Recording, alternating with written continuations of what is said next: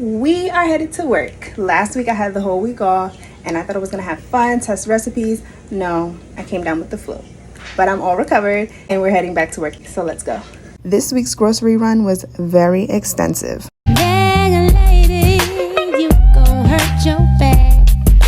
Now, I wasn't able to record everything, but I made this rice pilaf and I also made some cornbread.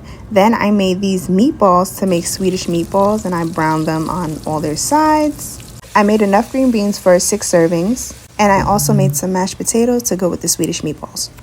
These are the finished meatballs. I wasn't able to get a video of the other plate, but it was that pilaf with the lemon pepper chicken. And then I headed home. My favorite part about working in the city, honestly, is seeing the Christmas lights. I'm a Christmas baby, so, you know, it is in my blood. My cousin Crystal let me borrow her copy of It Starts With Us. So exciting. I'm finally home. Got this little chicken tikka masala situation and a samosa and some Brussels sprouts from Whole Foods when I went earlier. I'm gonna eat that now, and I'm also gonna make some cookies. I'm making these little chocolate crinkle cookies by the Cloudy Kitchen.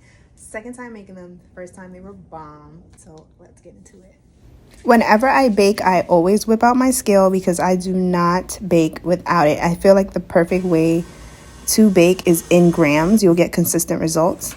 So I'm just measuring my bowl here because I know how much it weighs, and then I take away how much the batter weighs and split that into even pieces, and it literally gives me perfect cookies every single time.